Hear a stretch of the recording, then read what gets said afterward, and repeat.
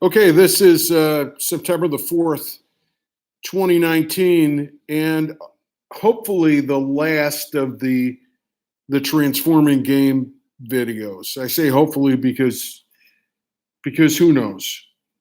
But this is picking up back on the manuscript. Right, the first two videos at this point in the manuscript was completely outside of the manuscript.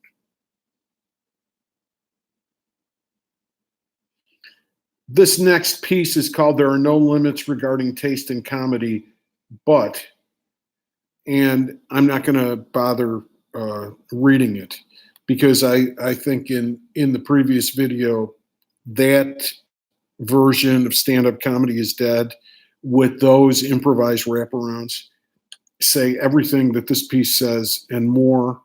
And it's just basically the theme of is that there's nothing wrong with profanity. There's nothing wrong with profanity. What's important is content. But it's also passe because there are no limits regarding taste in comedy. But stand-up comedy is dead.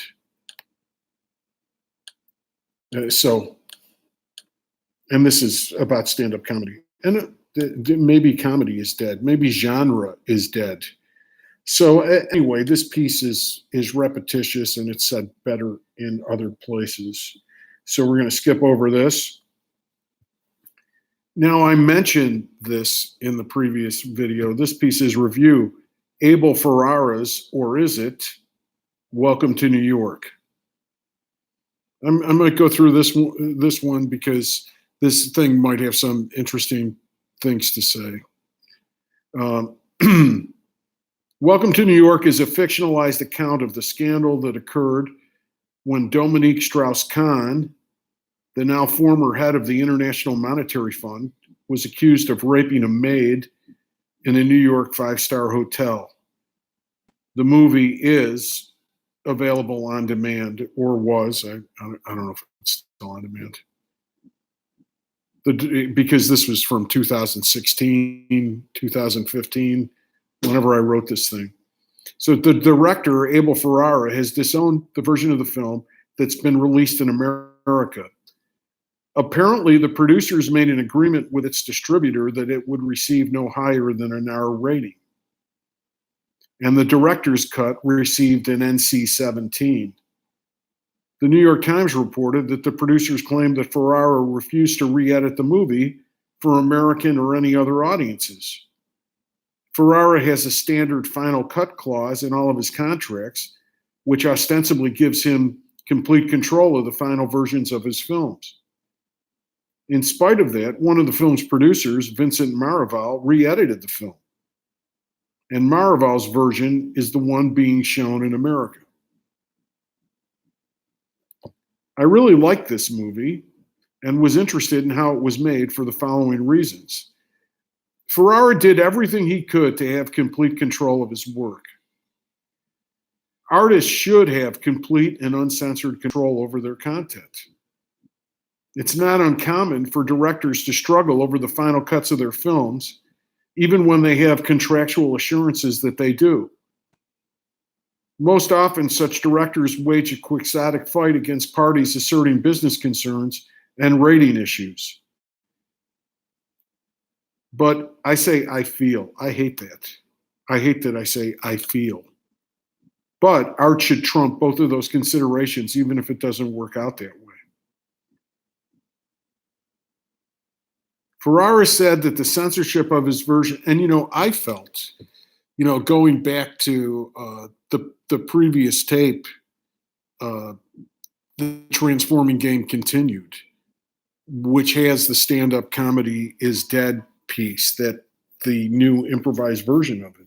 And I felt a twinge with that, which brought me back to the memory of my December 1st, 2017 show and the controllingness of this director, which was never my intention when I asked him to work with me.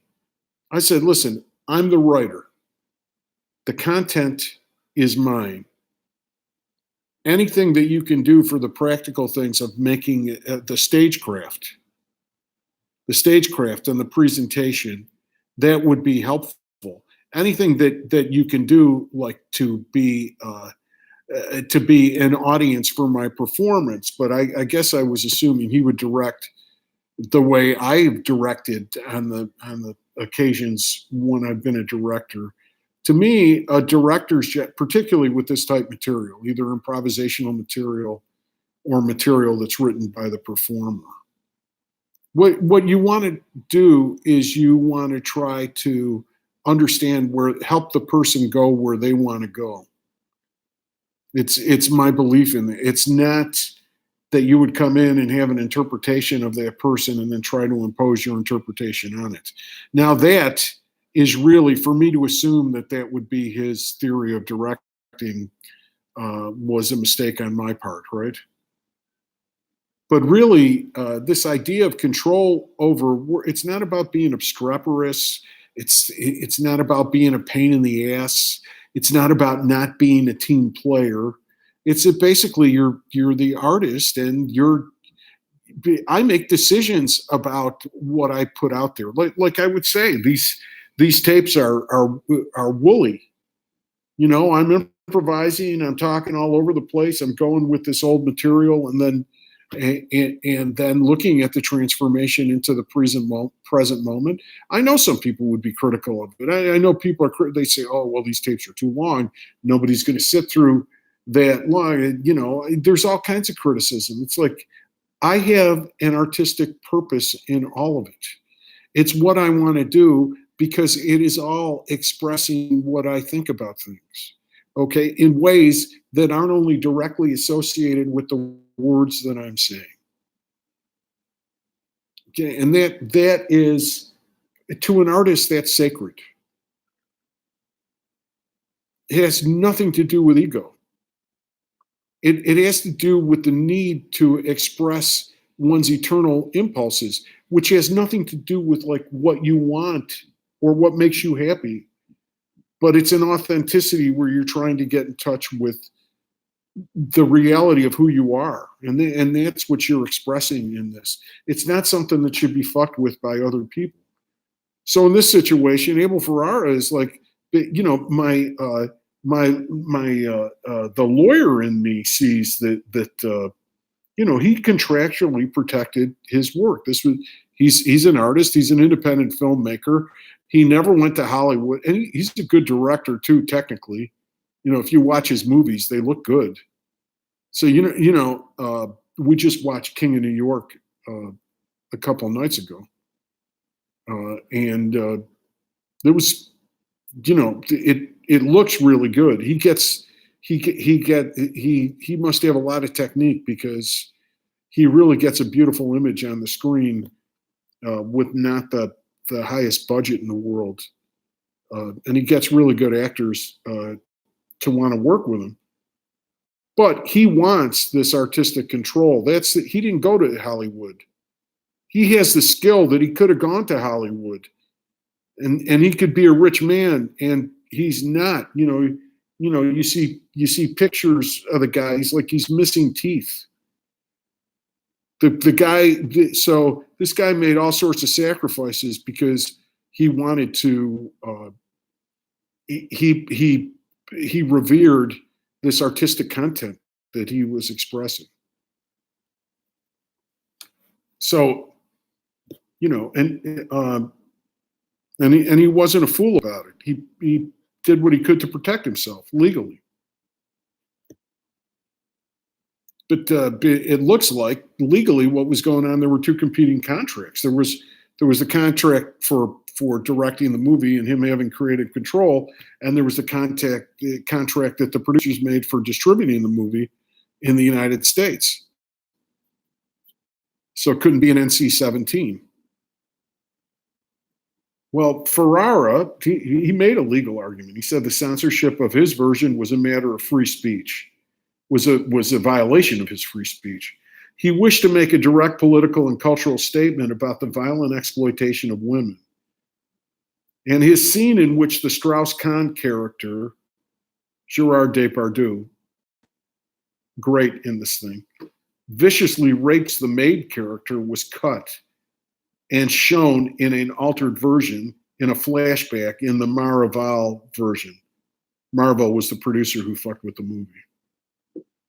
No, another, if you want to look it up, the only one that comes to, there's a lot more of them. That comes from The Magnificent Ambersons, where Orson Welles directed the movie, but then the final edit was fucked with by Robert Wise, who was the editor. Robert Wise won an Oscar for directing The Sound of Music. So, Sound of Music is an Orson Welles. So this was,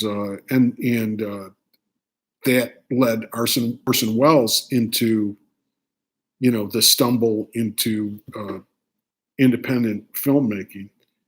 But I think this guy Ferrara, of course, he's generations later, so I'm sure Orson Welles learned a lot of things that helped Ferrara. Ferrara seems to have done a lot better as an independent artist, right? It's funny, as I go through this thing, this piece has a lot more importance to me personally than I thought it did initially. I think this is. I'm glad I'm reading this right now. It's helpful to me.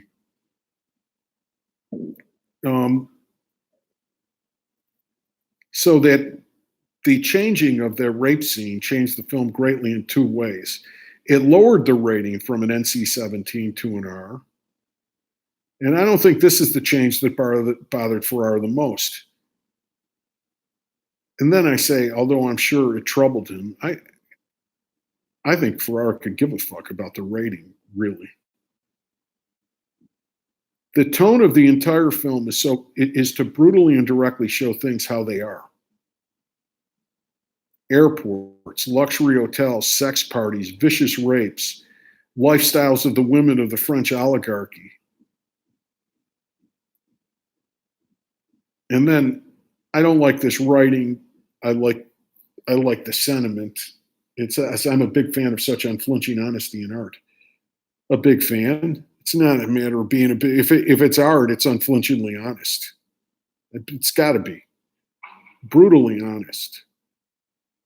And this Abel Ferrara, I don't know that much about the guy, but he impresses me.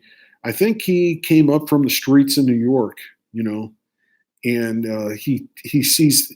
And one thing about the streets in New York is that because I lived there for several years, you see a lot of wealth and ostentation, and you see a lot of harshness. It's like the classes are cheek to jowl in the New York streets, and I think that Ferrara shows that really well, because this movie it has Gerard Depardieu's character being booked in prison, and it has him staying in the most elite accommodations in New York. I mean, Strauss-Kahn was the head of the IMF. The highest levels of finance.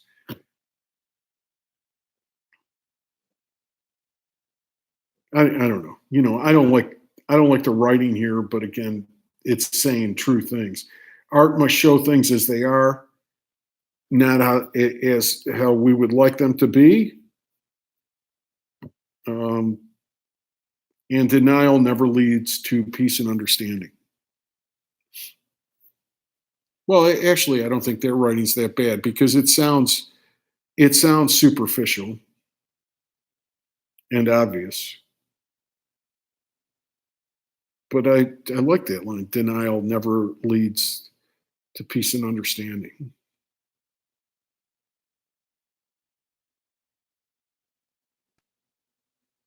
Yeah, you have to deal with reality. So that's a moral aspect of art.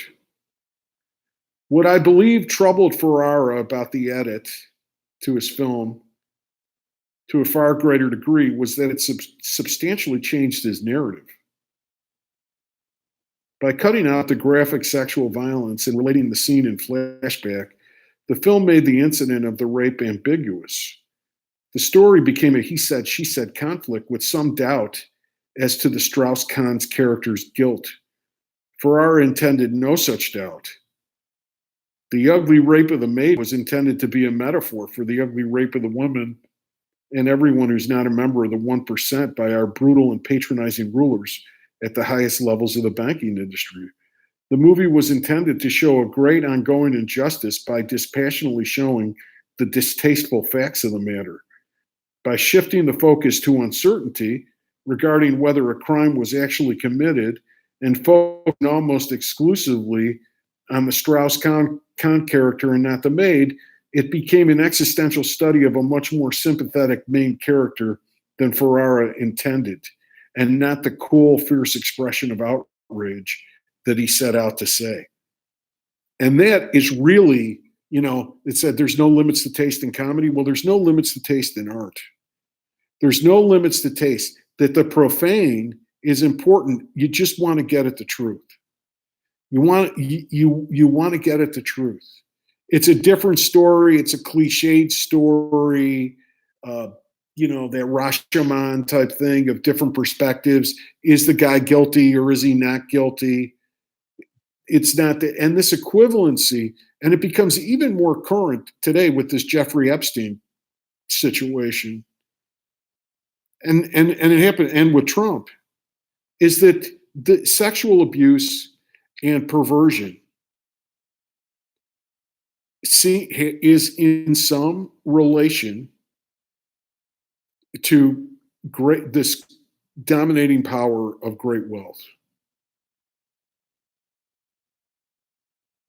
So this producer Marval really fucked up what Ferrara was saying, but he couldn't fuck up it entirely because the movie is so fucking good.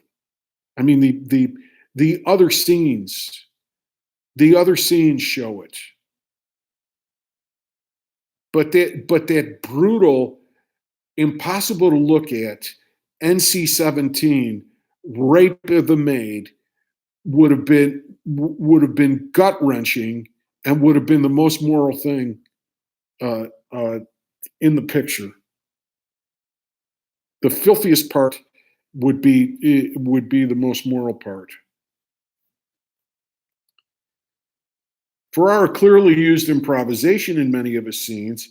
It was most noticeable in scenes involving Gerard Depardieu as the powerful man and Jacqueline Bisset as his wife.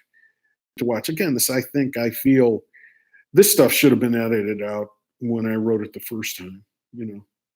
Improvisation is an art form in and of itself, and very interesting to watch. Period. Not I think. I also believe that improvised material has to be adapted to be acted in a film or play. Listen, the observations here are very good, and I was learning to write, and because that's fine. I mean, it's just a matter of gaining confidence. Which, for all you young ball players out there, here's the essence of my teaching about writing. Just write all the time. Just do it all the time. I'm not saying I can't make a claim that I'm the greatest writer in the world, because when I wrote this, I thought it was fucking great, and I'm seeing all sorts of problems with it. But I'll tell you one thing. I mean, the more I do it, the longer I do it, the better I get. So it's like anything else. Just keep at it. I also believe, again, fuck that. Improvised material has to be adapted to be acted in a film or play, just as a play is adapted to a film or a radio play is adapted to a stage. Yeah, right. If you're taking improvised material, you have to adapt any story to another medium. It all has to be adapted in some way to match the medium. It's not the it's true, and it's not the biggest point of this thing. Improvisers discover stories, actors and writers tell them. That's a major difference. Improvisation is a creative art. Acting and writing material based on what is discovered in improvisation is an interpretive art. The British director Mike Leigh improvises his films. He seems to get improvisation, writing and acting in the same action. Leigh's improvised dialogue always has the nuance of good writing. I don't know how he does it, and I'd like to know more. The improvisation in Welcome to New York was not nearly as successful as that in Leigh's work. And I would say that Mike Leigh is doing something that I've always wanted to do, and I never did. And now I actually I don't want to do it now. I want to do what I'm doing here now. But I used to think, an improvised scene should look just like a play, not like like for example, the idea at Second City was it was used to develop scenic material,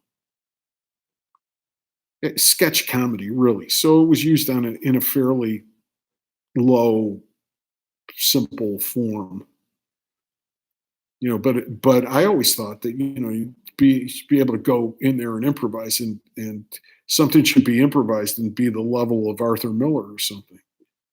Mike Leigh gets those results in his movies,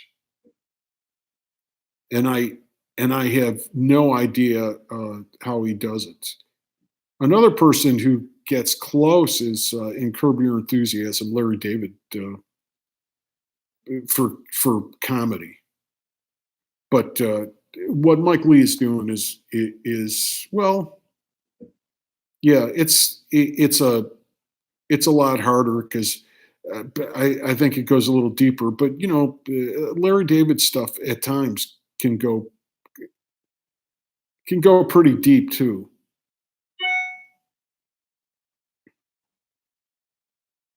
Actually, there's a lot more to say about that. What I want to say is that Larry David will go to the level of morality, and Mike Leigh will go to an existential level, even beyond morality.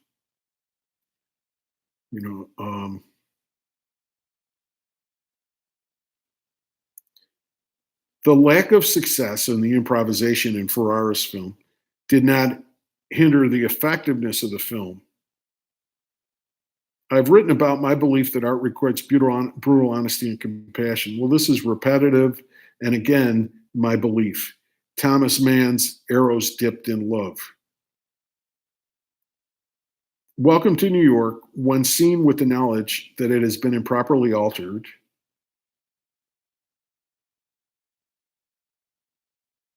shows what at first seems like a pornographically filmed sex orgy, the profanity-laced prison system, and a prefrontally nude Gerard Depardieu being strip searched, among other disturbing images. And it's one of the most moral stories that I've seen in a long time.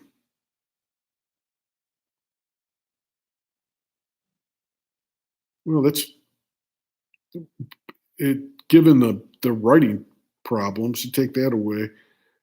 I think that's a very good piece, and a significant one to me. I think it's saying more than I realized. All right, these are now there are these little short takes where because now we're wrapping up this improvisation section of the manuscript, and there's these little short takes which are different, well, they're just different improvisational concepts. I was going to say truism, but I think that sells them short. One, I coined this phrase, fall through the crack in the game. As we patiently explore and heighten a complex improvisational exercise, the moment doesn't only transform, but also the abstract theoretical construct of the game. What we use to try to understand the moment and act within it. There is an eternal dialectic between reality and our conscious understanding of it. Our concrete productions are simultaneously important and illusory. They moor us in space, but are ultimately ephemeral. simply developments in the stream of our consciousness. Wow. I like that. I don't even know if I understand it, but that's really good. Okay, the next one, see and be seen, the highest give and take. Mastering an improvisation begins with seeing others in the world and transparently asserting yourself to others in the world. Great actors do this. When we say a professional in any field has, quote, presence or is, quote, charismatic, we are referring to this. There is a Spolin exercise called exposure, where two players simply look at each other and show themselves to the other. This game is very simple and very profound. It points to the launching place of all good personal and collaborative work. That's good. Be touched and touched. Intensely acknowledge all that affects you and fearlessly touch others in the world. Good. Improvisation is the resolution of the conflict between the individual and the community. Everything that we do in improvisation is a problem that we solve together. Improvisation is about having individuality in the context of community. It is the resolution of the conflict between the individual and the collective because we recognize and accept, or aspire to recognize and accept, the true nature of each with detailed specificity. I have devised an exercise where a group of players have to explore the height, width, depth of the physical space. I talked about this earlier in this Transforming Game series of videos. So I've devised an exercise where a group of players have to explore the height, width, depth of the physical space. Only one person can move at a time, and there can be no interruption or hesitation in the motion. I often add more elements. The game presents the problem of finding a collective solution to a problem, the problem of finding a collective solution to a problem, while acknowledging the diverse individual temperaments of each player. Groups play the game with wild variations from one another. Individuals within groups play the game with wide variations. Good players cooperate without conforming. The basis of community is found in the general acceptance of the focus of the problem.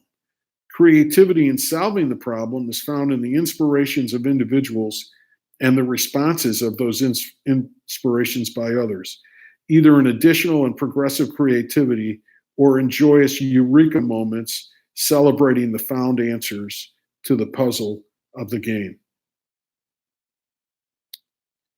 Good. I like that. Let the game tell you when to start and stop. Never quit.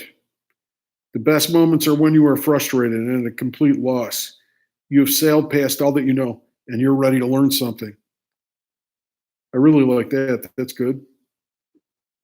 Improvisation is the art of not knowing what you are doing. When you authenticity and creativity, which is naturally and artfully expressed through the task. Performance is self-conscious.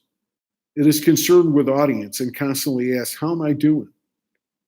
Cheers or boos is the response. Improvisation surprises everyone, including the improviser. Spontaneity happens, not stimulus response. High-functioning professionals such as teachers, lawyers, actors, et al. Work at tasks that require highly complex and sophisticated points of concentration, e.g. teaching a course syllabus, managing a litigation process, or mounting a Shakespearean play. Applying the knowledge and skill required to execute a professional job frees up one's spontaneous humanity and connection with others when approached with an improvisational spirit. Every task you undertake is a potential improvisational game. The parameters of the game require structure, logic, organization, and preparation. As you diligently focus on those challenges, your humanity shines naturally. Forget yourself and look at the world as deeply as you can. The paradox of improvisation is that in that external gaze is where self-discovery and generous connection with the world lies. That's good. This section, there are no rules of improvisation. Viola Spolin, the founding mother of modern improvisation, whose text, Improvisation for the Theater, has had an enormous impact, particularly in the fields of education and theater, said the following relatively late in her career at a point of her most mature understanding. Quote, remember, in all the games, the rule is made to be broken. We forget this. Rules are established that we may become free of them and establish new ones. There must be a continuous demand made. We sicken it in our society through its competition. But the demand is essential. We are always extending the rules in the games. We must have revolutions. We must break rules in order to transform. Any transformation is a revolution. This is the improvisation I love. This is what I love. Viola Spolin said a mouthful. Improvisation is a non-competitive stance and a revolutionary one. When we improvise well, we become in sync with the constantly transforming world. Yes, and this, which, by the way, Spolin didn't use yes, and. She used acceptance with good reason. So yes, and this, accept this. Let me change that. It shouldn't be yes, and. It has nothing to do with Spolin. Accept this. This truth is what makes improvisation an art. This is what discredits all rules-based improv training. There is no way to do it. Improvisation is the way to the way.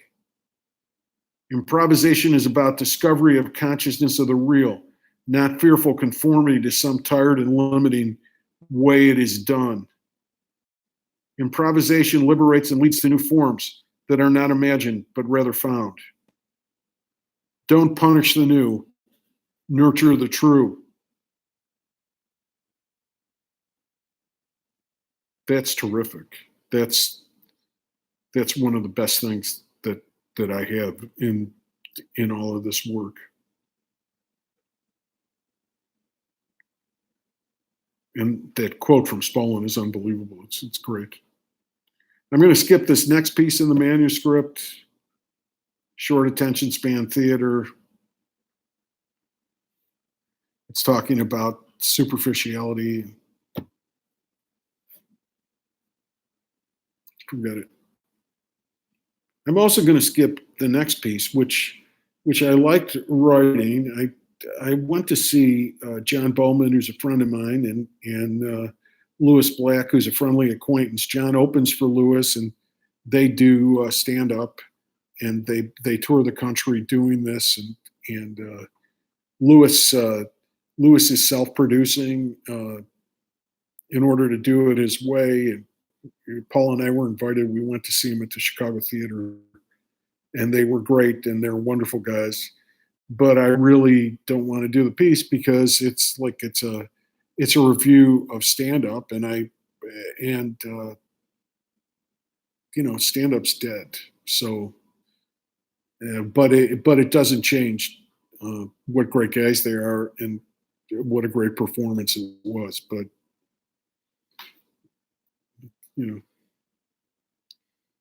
so I'm not gonna. So it's superfluous to have that there. This piece is actually, there's enough here to do another video. I really don't believe this. What page are we at the manuscript? We're on page 43. So I'm really glad I went down this path because I have other things to do today, but I have to do these and finish this. I thought it's just going to be a half hour tops, but there's a lot here, and this is important. So, okay, so I'm going to do another one in this series called the Transforming Game. Okay, See you next time.